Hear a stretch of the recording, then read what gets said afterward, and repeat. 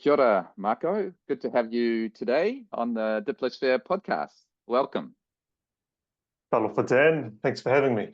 Dr. Marco de Jong is a Pacific historian and lecturer at AUT Law School, raised in Tamariki, Makaurau, with ties to Papua Puluia in Samoa. And I'll leave it at that. I hope I pronounced it okay, but I'd love to hear a bit about your background and what you're doing today. As you mentioned, I'm a Pacific historian. Specifically, I look at environmental governance and the history of regional politics in the region. I got into this work through looking at the history of SPRET, the Secretariat of the Pacific Regional Environmental Program, and Aotearoa's contribution to the civil society movement for a nuclear-free and independent Pacific. And before that, I was looking at trans-Tasman whaling diplomacy.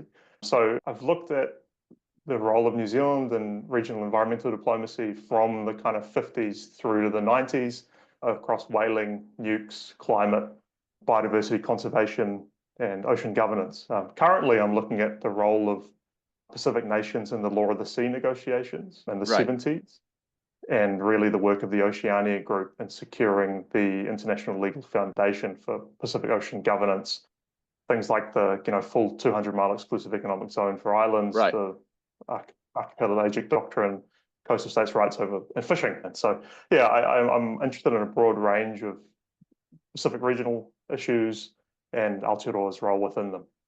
Yeah. And I presume then effectively the history of this region obviously involves a lot of around international relations and foreign policy and at least the changing environment in that regard. Is that what sort of drew you into more the area of, or how did you, because we've seen this year your contributions around Official Information Act requests and things like that. How did you get more vocal in that space, at least? We're seeing like a foreign policy debate around things like AUKUS, things like that, the likes of which we haven't seen for a couple of decades. And really to that, I saw the opportunity to make a disciplinary contribution as well as add Pacific perspectives into those broader debates. My professional skill is around archival work and official documents, dealing with official documents. Yeah. And I thought there's like an advocacy piece here around the way that geostrategic competition or the deepening militarization of the Pacific is becoming a major impediment to our regional priorities. I was inspired to go down this route really from attending the Conference of the Parties under the UNFCCC, COP, and seeing that Pacific nations can have all of this advocacy, but really, if major powers seeing the region as a sacrifice zone, a military buffer and or climate disaster area, really we need to be challenging that. And I've sought to use both my privileges as an academic and that platform towards those ends as well. Yeah. And going back to what you're saying about, so you said from the 50s through the 90s, if you look at the Pacific region, if you were describing it in broad strokes to somebody who is not very familiar with the region in terms of the economic development or in terms of some of the big issues or sovereignty, how would you describe the evolution of the Pacific region and Pacific Island countries, including also our own country here, Aotearoa, New Zealand? The story of Pacific regionalism and the history of Aotearoa within them is an incredibly important part of our foreign policy and our national identity. I think from the 60s and 70s onwards, you see the decolonization of Pacific nations and the way that as a region, the kind of political organization of them and then bloc diplomacy on key issues like anti-nuclearism or for decolonization of the Pacific, for environmental justice, has really brought the region together in really productive ways. And New Zealand has at times served as a conduit for those things and at times sought to water down or undermine those movements. And in line with national interests, in line with broader geostrategic objectives, and my work looks at a lot of that history. Yeah, both historically and now in the present. Yeah, and actually one thing I've been interested by is that apparently many foreign diplomats, then when they come to New Zealand, they're a little bit perplexed by how the anti-nuclear policy came about and why it's such an important issue in this country as well as in the Pacific region. Can you describe a little bit about the history about that and why there was such a movement and why even in New Zealand it became so important an issue? Anti-nuclearism is tied to regional self-determination in very complex and intimate ways. Pacific nations achieved independence at the same time as they started gaining a greater voice within regional intergovernmental organizations. Part of the development of the Pacific Islands Forum, what was previously the South Pacific Forum, came as a response to what they felt was like the intransigence or stubbornness of France, but also the US and Britain in locking down the old colonial club and the South Pacific Commission. So they sought to develop an alternative forum for political expression. And when it came to be in the early 70s, the first South Pacific Forum was held in 1971 in Wellington. The key issues on the agenda were anti-nuclear, against French nuclear testing, for things like economic development, trade bargaining through what was formerly the Pacific Island Producers Association, things like the development of joint communications, like a forum shipping line, air travel connections. It's anti-nuclearism is not, and then there's the environmental piece too. So Pacific nations and Pacific people were concerned on the effect that nuclear testing was having on their bodies and on their regional environment. And then it was the expression of it in a kind of decolonial way in regional and intergovernmental organizations became key to the story of Pacific regionalism and Pacific regional governance. And those legacies live with us. So in places like Maunganui, Kiribati, Marshall Islands, the effects of nuclear testing stay with Pacific people. So there's a legacy piece there. There's the piece about its place within our regional self-determination and political expression. So it's complicated, but it's very potent. I heard effectively on Radio New Zealand just last week a piece on the Bikini Atoll and some of the testing there, and the way the islanders suffered for and still suffer from the consequences of those testing. But I wanted to actually bring it back to that history that happened and the birthing of the Pacific Island Forum and the regionalism, and you said response to the intransigence. How do you think that informs different bodies today when we have a world where the Pacific is more under the microscope by big powers for geostrategic competition, as you mentioned earlier? Does that imbue the organizations with does the history matter, is what I'm saying? Certainly I see parallels between that moment and this moment. At the height of the Cold War, Pacific nations came together and signed the second Regional Nuclear Free Zone Treaty, the Treaty of Rarotonga, which banned the use, testing, stationing, possession of nuclear weapons within the zone. Now we see increased geopolitical competition. We see the same kind of narratives and the same kind of approach of, say, New Zealand and Australia to a different peer rival or geostrategic competitor. Instead of the USSR, now it's China. And we see the same approach broadly, which is that New Zealand seeks to contribute to the strategic denial of China in the region through defense diplomacy and development. And they link the increasing of Pacific living standards through development and the political stability in the region to try and keep the region, in the words in the 70s, they called it a cordon sanitaire. Yeah, so we see the same approach broadly now. I think what the flip side of that, from the Pacific perspective, we see the opportunity to insulate the region from the worst excesses of geopolitical rivalry. So the achievement of the Pacific to say, no, we oppose this kind of mindset. We want to be friends to all, enemies to none. We would like to advocate for regional disarmament, nuclear non-proliferation, and focus on our own priorities and a form of genuine expanded security. I think we see the same parallel there. And I would hope that in the same way as the Pacific nations came together then in the mid-80s, that there's an opportunity to do the same now. Because in terms of Pacific regionalism, on those kind of areas of common interest, that's where we've seen the strongest expression of regional self-determination. And it's been very powerful. And New Zealand has contributed to that, not wholly or necessarily openly, in certain ways dampened that movement, but I think New Zealand gains power from its regional standing. So I think, there's certainly a tension there between what I see as a discrepancy between a stated foreign policy and a shadow foreign policy with respect to the Pacific. A stated foreign policy which is in support of Pacific regionalism and its priorities, which in this case is development, climate action, regional disarmament, and a shadow foreign policy based around the the preservation of US military primacy in the region Primacy. and against China. And so my concern is that I don't think we're being clever in how we balance that. New Zealand has a non-discretionary security, to use the words of officials, a non-discretionary interest in the regional security and stability. But I don't think that's shared by major powers. And I think that we potentially are too ready to follow their lead in their approach to the region. And in this case, it's undermining our ability to leverage our regional influence in service of our broader national interest, but in creative ways that actually deliver for the region as well.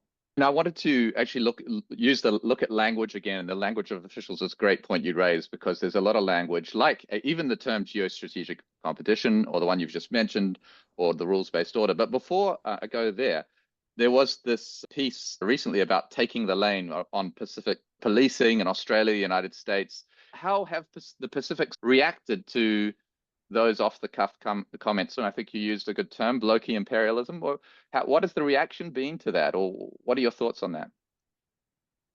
I think in that case, it became quite transparent. Like the Great Game was put quite out in the open.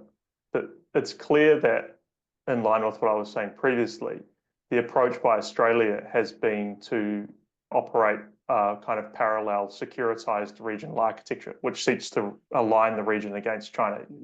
You mentioned the Pacific Policing Initiative, which is where the take the lane comment came from Kurt Campbell. But there's also the Pacific Response Group under the South Pacific Defence Ministers meeting and other initiatives like that. They occupy an ambiguous place between what is known as the PIF, or the Pacific Islands Forum-led architecture, and the CROP agencies, the Council of the Regional Organization for the Pacific, and this kind of beside it, going from the partners in the Blue Pacific, which has no Pacific participation and seeks to coordinate the kind of metropolitan Japan, Korea, New Zealand, Australia, US approach to the region, and align their kind of Indo-Pacific engagement with the region through to things like the Pacific Response Group or the Pacific Policing Initiative, which are Australian-led, based out of Brisbane, seek to control regional peacekeeping, humanitarian assistance, disaster response, and policing to try and shut out China and keep the region, to the extent that they do, politically stable,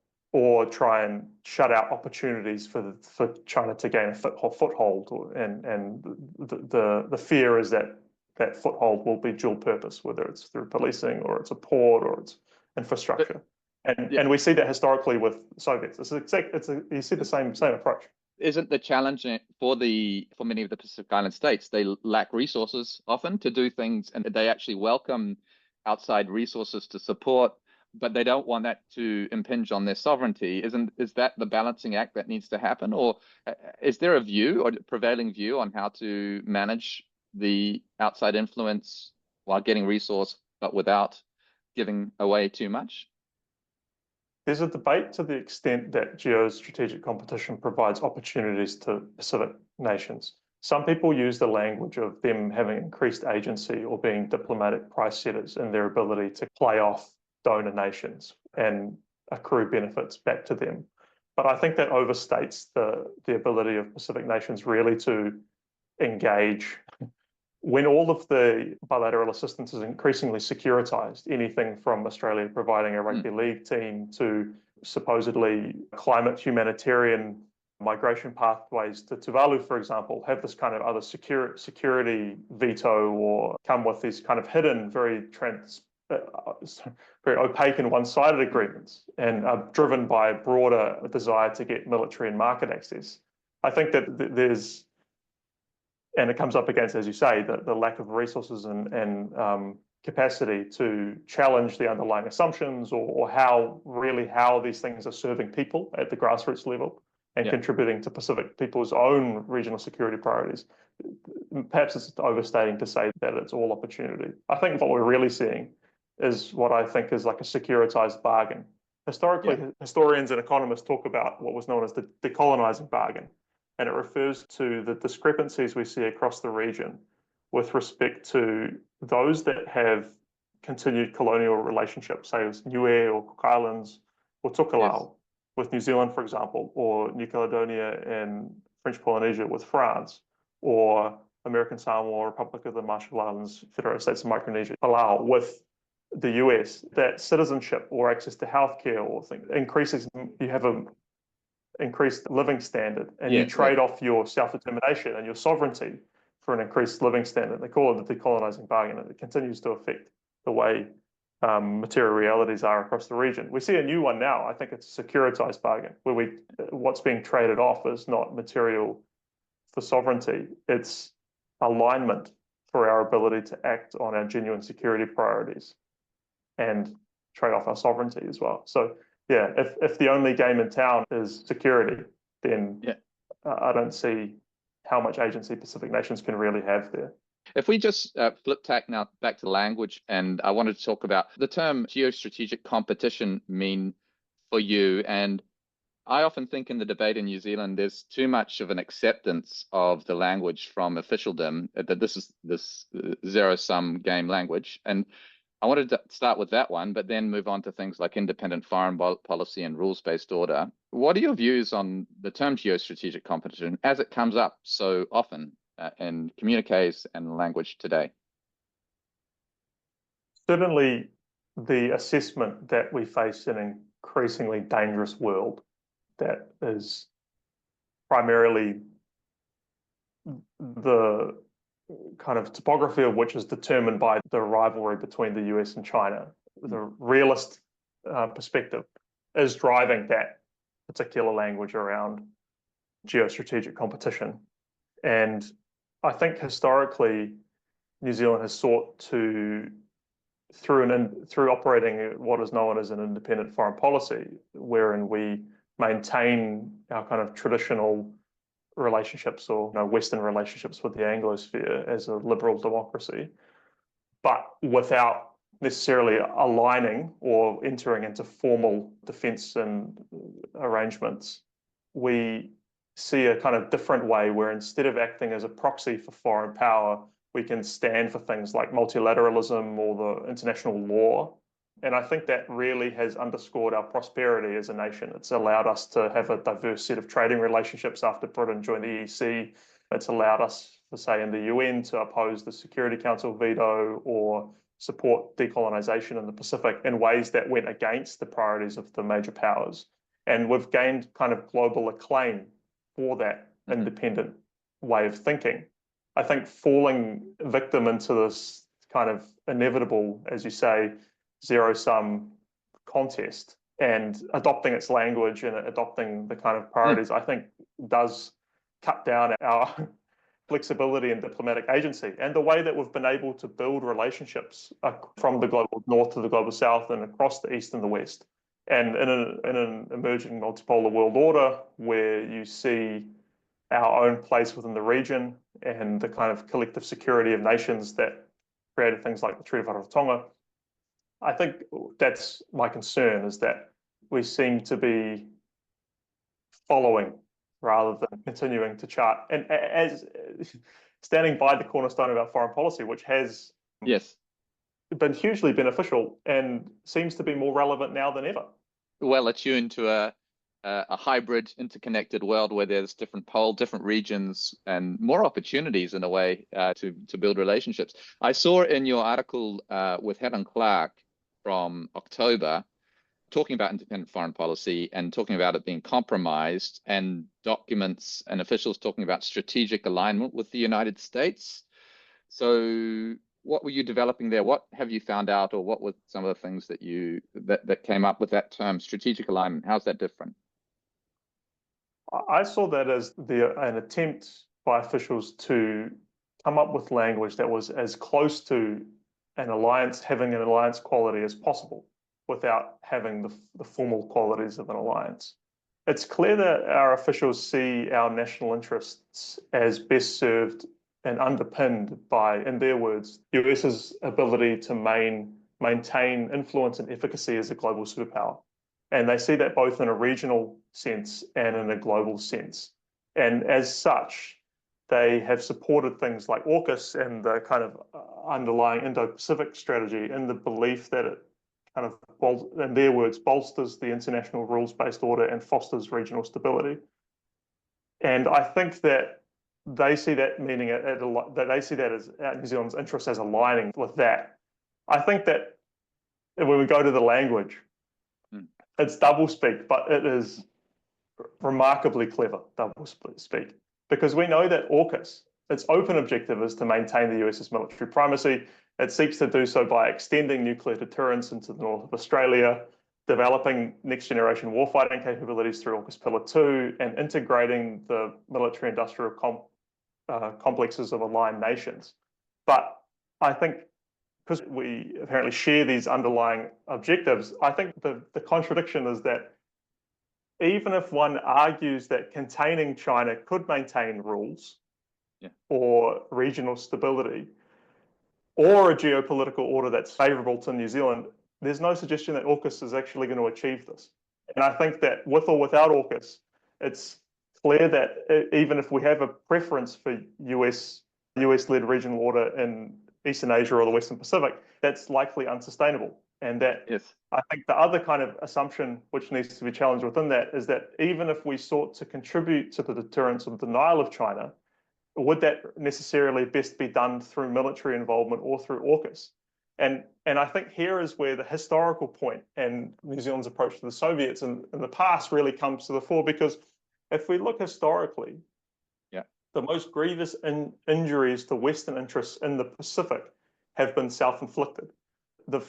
With respect to, say, New Caledonia, French attitudes to decolonization meant that the frustrations that Pacific nations found outlets in places like Cuba or Libya, and fostered the non-aligned movement. The American approach to the Law of the Sea negotiations and fisheries legislation meant that, say, Kiribati went to the Soviets for a fishing deal. And there's countless examples. The US approach to the Treaty of Rarotonga, they've said that they were going to sign, they never did. Their inability to get compact funding, for example, for the things has meant that Palau was like, oh, we'll go to China. And I think for us, how we're tied into the region intimately through our demography, our geography, and our genealogy, I think this AUKUS-led military approach is so blunt. It's the bluntest of tools. It has no ability to fix things like climate change, the dysfunction within the UN system. It actually could be worsening a lot of these issues, because it breaks down our tolerance and the multilateral system. It could be creating in the Pacific the very instability that it's claiming to address. And I think that, to me, when we look historically at the way that New Zealand was able to challenge, say, and I can give a concrete example, say when New Zealand had to engage, and I think this is actually in your father's book, New Zealand had to engage with the US for the cession of their historic claim to the Northern Cook Islands, as well as the Tuvalu and Kiribati. And as part of that negotiations, New Zealand wrote a series of telegrams which said that had observed the way that US had entered into these treaties of friendship with Kiribati and Tuvalu.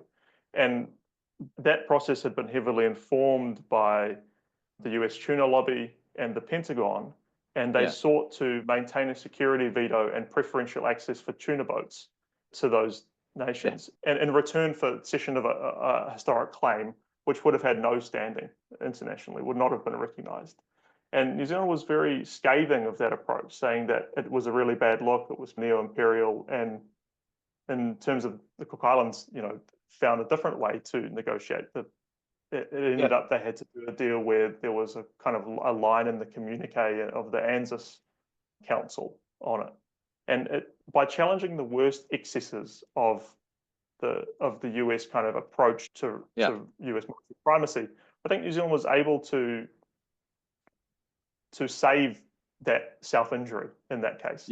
And I think there's a case now where if New Zealand is not seeking to develop its regional expertise, if it's not seeking to act as a conduit for Pacific priorities, and simply following this kind of in the words Yeah. of the lockstep or integration, strategic Yes. integration, we're increasingly irrelevant. Like we can't bully or buy our friends in the same way if we have no We don't have the if we have resources. We no don't. principal Yeah. difference from Yeah. the major powers or say the polluters, say renew our So offshore oil exploration, we go back on our climate indices, we're not going to be seen as a trusted partner of first choice. That whole yeah. orthodoxy that's been developed over the past over half a century, where New Zealand has sought to leverage its regional influence in service of Western Yeah. interests, sure, but genuinely, in some cases, Yeah. for the region, it's been thrown out. And so now we see this kind of traditional partners language around foreign policy. We've gone away from the Pacific resilience framework and the kind of whole of government layered approach to, go beyond trade and hard security to build in, indigenous approaches, gender equity, climate justice. And I don't think it works. I don't think it works for New Zealand. I don't think it builds power in our alternative way of dealing with the region. I think that it's a very poor strategy. Yeah. And so what No I matter who wanted to, you are. yeah. That And last so, point. No matter no, who you are. Yeah. yeah. And on that, the officials who have obviously steered the government this way, and of course there is with Winston Peters, they have an advocate in as foreign minister, but how can they be this shadow foreign policy? I think that's the term you used. How can they take on this mantle of determining our national interest without any sort of public debate with this? It's like a neo-colonial view of, or a new great game view of the Pacific. Why has that developed when, if we've learned a lot over the last 40, 50 years? You mentioned Dad's book, which was called Constellations of Insignificance, which is all about lack of hard power, insignificant in terms of hard power. But there's a benefit to that, benefit of being insignificant, effectively, that we can build up relationships because we're not seen as threatening. How can officials be even taking us in this direction without properly debating it or properly arguing their point? Because they don't seem to be arguing the point other than saying it's a strategic threats. There are threats everywhere. But how's this developed in the officialdom in Wellington? I think for me, I'm completely on the outside. As use the Official Information Act, which is a fantastic Yeah. tool. It's one of our only kind of tools to have some kind of democratic oversight over foreign policy making and advance kind of openness and transparency. But the reality is that we do so from this incredible disparity in resource and recourse. You send off a OIA, it comes back. Yeah. If they choose, they can use a whole range of things to obfuscate and use Section 6, the national security thing, and we have very little ability to challenge that. That Right. said, I think that New Zealand has a fantastic Official Information Act. I think that I would like to acknowledge those within MFAT who are committed to openness and transparency and with whom I've developed a very cooperative relationship over the past year. And I think that it's great.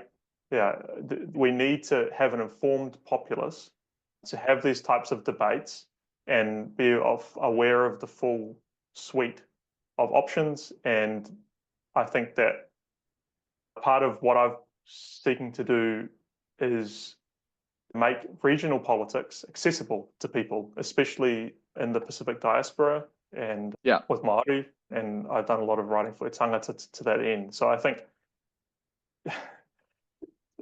to your question, it's difficult because we're not really in on the conversation. And on Yeah. the outside, you have a limited range, but you do have your independence and you do have your credibility and you have your ability to research these things. Yeah. You're banging the drum and effectively trying to say we need debate, and we hope to do that as well as Diplosphere. And I saw, I mean, on AUKUS and Pillar 2 specifically, because that's obviously been in the news, you wrote a piece, a journal article, I haven't read it yet, called Losing the Pacific to the Anglosphere, AUKUS and New Zealand's Regional Engagement. And I wanted to ask you a bit about that. But before that, just on the points around language and official, I heard Jack Tame, who is a New Zealand TVNZ Q&A premier reporter, talking about AUKUS Pillar 2.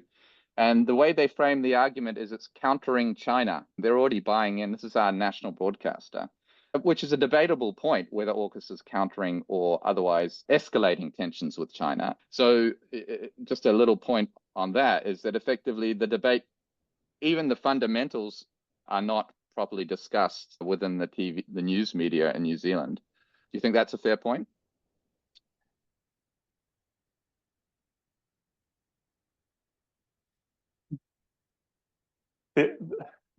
there's a lack of transparency about the assumptions that are guiding our engagement with AUKUS. And the language is crafted in a way that makes it really bland, and it's coded. So you need a lot of time and a lot of privilege to sit with the language until you can read through the code. I think that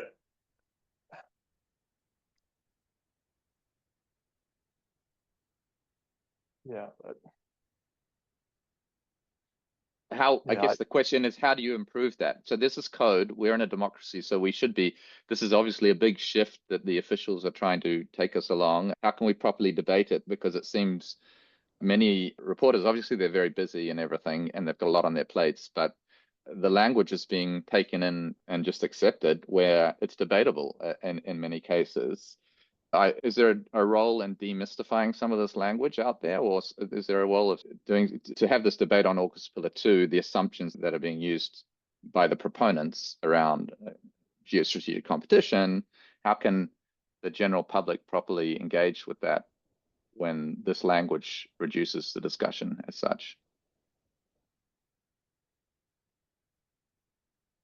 Not easy to answer that one. I know no, it's difficult. And I think that if we look at historically, and we see during the 80s, during, say, the anti-nuclear moment, you saw it, and say with the Springbok tour, you saw it in those moments, a populace that was quite engaged with international issues in a way we see it today with Palestine. And there's a generation of people who have been made politically conscious through the discrepancy they see between what they see on their phone screens and what they're being told to by officials. And if they continue to understand that the reality is not being faithfully accounted for, or it's coming and it's highly politicized, it's tending towards propaganda, they will not be. It threatens our democracy. It in deep ways, and that's what I'm so concerned about here, is that I think it's with what we're seeing in the Pacific, where there is an increasing military buildup that New Zealand seems to be participating in, where Pacific people's own priorities are clearly different and articulated very clearly in things like the Boy Declaration, the Bikatawa Declaration, and the 2050 Strategy for a Blue Pacific Continent, which outline that security should be focused on our principal threat, which is climate change. It should come from within the region and family-first regional architecture, and that it should be intergenerational and looking to the future. But we see ourselves going down this other route, I think. And yet, a third of the people in this country are Pacifico or Māori, and those people are not represented adequately in foreign policy making. And we understand internationally that New Zealand has not done enough for the rule of international law, or to alleviate the suffering that we're seeing in Gaza and in Palestine and in the Middle East. And instead, we see this commitment to upholding freedom of navigation in the Red Sea under the false pretense that this has nothing to do with Gaza. This is not a way to bring people along with you. And I think that I'm really concerned by that. What is interesting, though, I think, is young people they're seeing on their phones the reality of the destruction that's happened and the terrible things, for instance, in Gaza, and seem to be, there's more active youth today, or at least on that issue. I saw at the Hikoi in Wellington recently, a lot of people with Palestinian flags, as well as a Tino Rangatira flag, the Māori flag as well. A very peaceful protest, lots of people. It was an incredible movement. But it's interesting how other countries like Ireland or South Africa are look at the world and these big conflicts, specifically Gaza and Palestine, how their histories have informed their history of reconciliation in those countries, or their path they're on, have actually informed their response. As you mentioned, our response has been more tepid perhaps than we have been in the past, even though we are also a country where we try to reconcile our colonial history to a better future. So just moving tack a bit, I know we have only got a few minutes left, and I wanted to just talk about two things. One was okay, so just last piece on AUKUS. I mentioned that journal that the piece on the losing the Pacific to the Anglosphere, AUKUS and New Zealand's regional engagement. If you could just, I don't know, develop 1 or 2 points from that. And then I wanted to finish up with the Australia-New Zealand joint statement on closer defense relations that happened last week and get your thoughts on that. But first, starting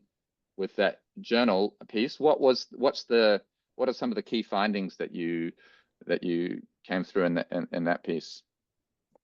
I think that piece lays out what, as it stands, what Yeah. AUKUS's implications are for New Zealand's regional engagement. It kind of highlights that what we're seeing down as a stepping down or a managing down of our commitment to a nuclear-free, independent, and Pacific-led foreign policy. And I talk through the ways in which AUKUS sets a nuclear proliferation precedent, both through the transfer of the nuclear submarine transfer, which involves highly enriched uranium, and the kind of associated joint forces initiatives, which sees the de facto stationing, to my mind, of US nuclear capable B-52 bombers in the north of Australia, and permanent rotation of US and UK nuclear powered submarines through Australia, and it's placed now within extended nuclear deterrence. Then how the way that AUKUS has shifted metropolitan nations' engagement with the region, and how that impinges on their ability to have their own Pacific nations' own friends to all, enemies to none policy, and then how the kind of, as I said, the securitized approach undermines Pacific people's own security priorities and concepts of expanded security, and ultimately how the regional opposition to AUKUS is based on its reliance on nuclear technologies, and the way that it seeks to subsume the kind of what's known as the Blue Pacific narrative within a broader Indo-Pacific strategy. And so I think that for New Zealand, this effectively leaves us with a choice whether to continue to act as a conduit of Pacific priorities in the ways that I described previously, not wholly, but in constructive ways, or follow this other approach to the region. And my kind of statement is that I think that the question of New Zealand's involvement in AUKUS Pillar 2 represents a generational foreign policy decision, because it will largely determine our approach to increasing geostrategic competition in the Indo-Pacific, as it's known.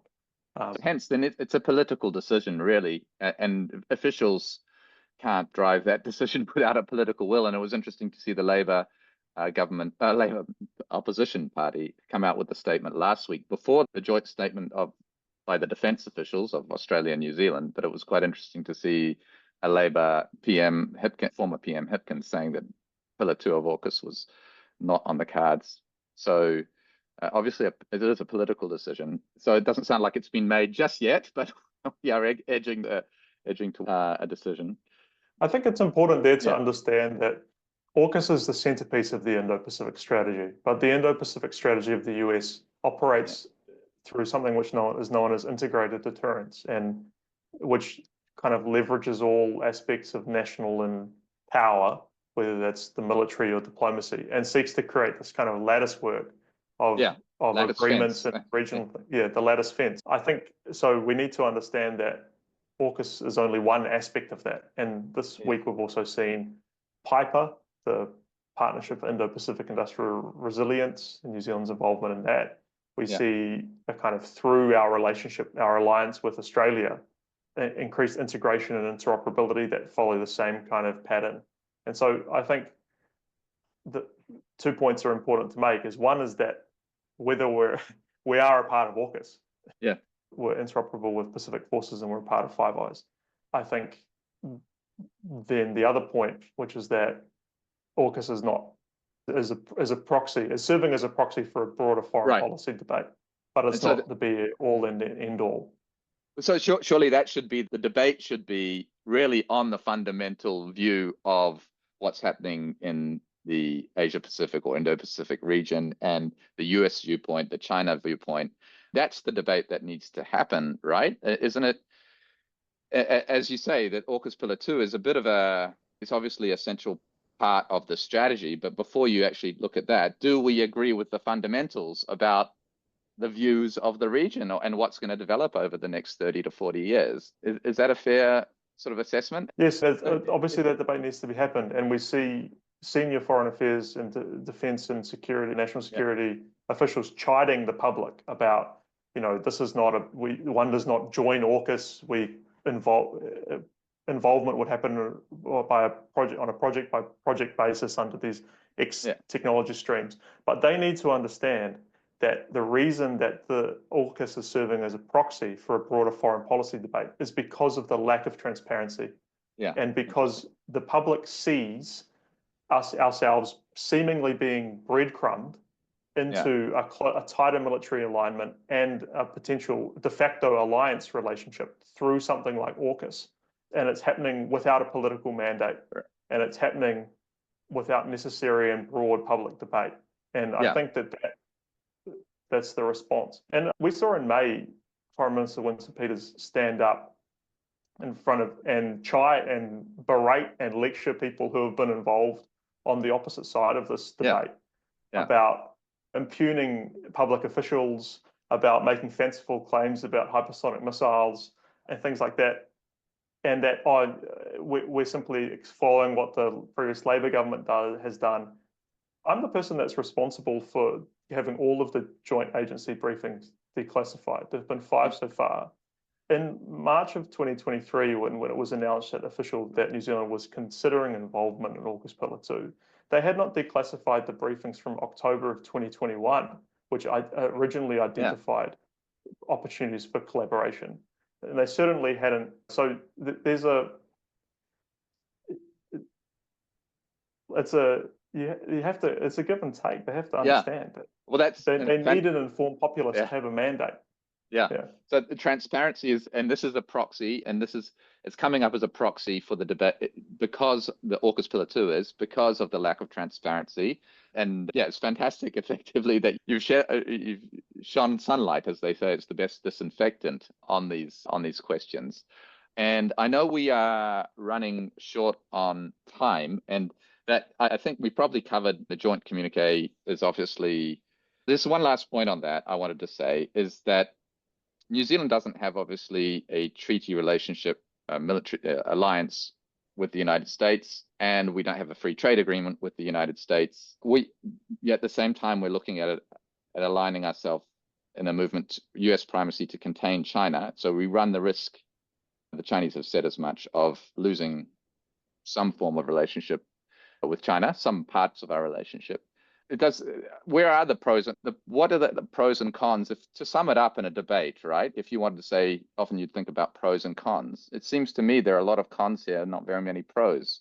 Does that sound fair?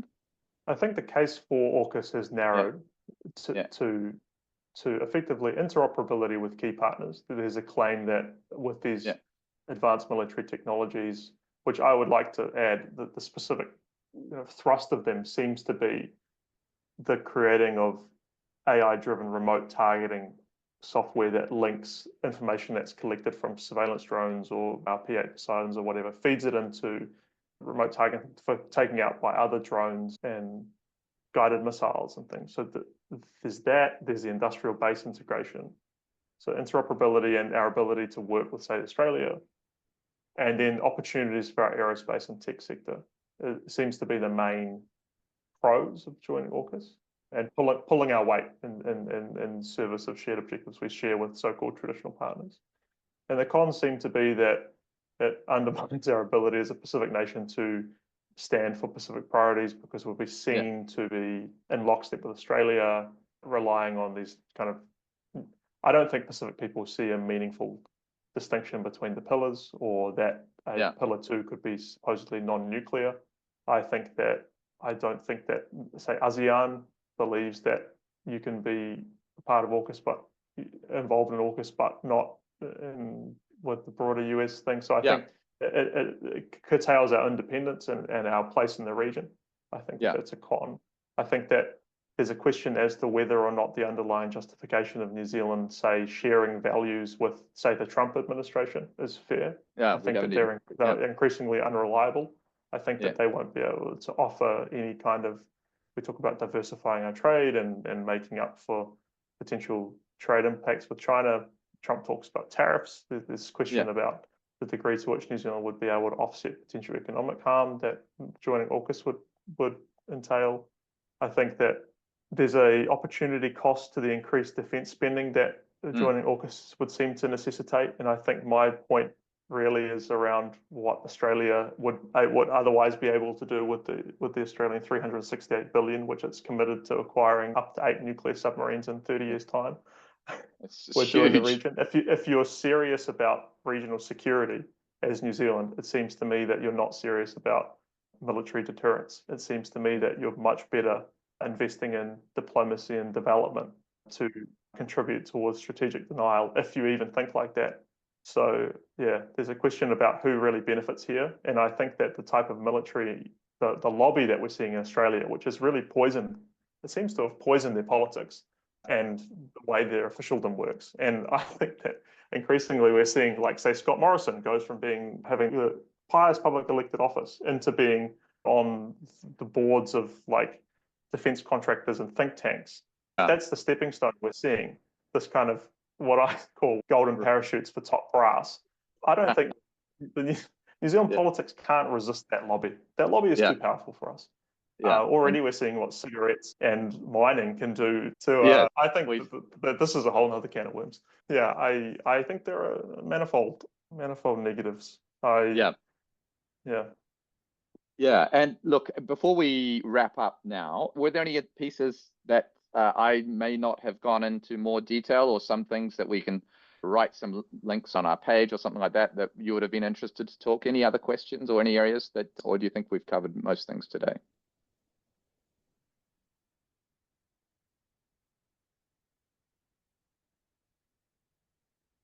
I think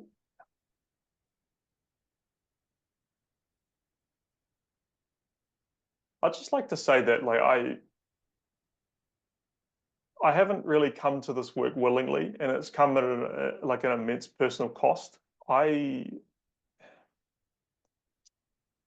Engaging with this over the past year has been a privilege for the way that in a generational foreign policy debate, one is able to have a voice. But when one challenges the state, even if it's just about policy, it's deeply uncomfortable. And I think that the partisan nature of this and the way we're seeing internationally, what's happening to whistleblowers and critics, not even dissidents, is really concerning. And I think that I would just like to say, I've been approached by senior government officials this year from the intelligence community and defense, and it's been deeply uncomfortable. And the point that I've been trying to make is that ultimately any New Zealand involvement in AUKUS or tighter US strategic alignment must be weighed against other forms of international influence, but especially in the region which I love and in which New Zealand finds itself, which is the Pacific. Historically, my belief is that an independent, nuclear-free and Pacific-led foreign policy has aligned with the region. It amplifies the regional security, like conceptions of security. And the problem is that it seems to now run up against the closeted support for the maintenance of US military primacy and the strategic denial of China. But that, to me, is how New Zealand finds strength. Any claim to New Zealand's international significance and power in the world is ultimately a Pacific claim. And what we see now is this debate. It seems to be really a debate about two visions of a regional order that New Zealand finds itself in. One is dominated by these external powers and a contest for military primacy. And there's another kind of Pacific-led vision that foregrounds our peace, our environmental stewardship, and our broader regional solidarity. And I've thought New Zealand has contributed meaningfully over the past century to that one. And I feel it would be a great shame and not in New Zealand's national interest to To- turn away from that wave relating to the region and the world. And yeah, I've been disappointed at how difficult it has been to make yeah, those arguments and yeah. how unreceptive people have been to them, despite them coming from good faith. Yeah, from all of us out there following your work, it's a big thank you because we need transparency. We need sunlight on what's going on because this is a question for us in the public to take on and to understand the history, to understand the visions for the future, a positive vision versus a more threat-filled zero-sum game worldview. And it's not for officials to make these decisions behind closed doors. You mentioned it's come at a personal cost for you, but I think that it has elevated the debate. Things are shifting in this country. At least the discussion is more open, and that's been brought up. Really do appreciate the efforts that you've done over the year and a bit, and your focus on the Pacific and the climate change as the security issue, the number one security issue, should be really top of mind for us when we talk about our foreign policy in this region. Right now, it's been really a real privilege to have you on board. We want to have these voices and get this debate going and make it accessible. That's our mission at Diplosphere, to make it accessible. We think people are interested on these topics, and young people as well, who are often excluded from the debate, which I think is completely wrong. Yeah, and Dad, Terence O'Brien, was a big believer in the power of young people to actually move things forward and new perspectives. Yeah, we were much inspired by his life work. So thanks again, Marco. Te lava, Dan, mole noa. It's been wonderful to talk over some of these issues with you, and thanks for all the work that you do at Diplosphere as well. Oh, great pleasure. Cheers, Marco.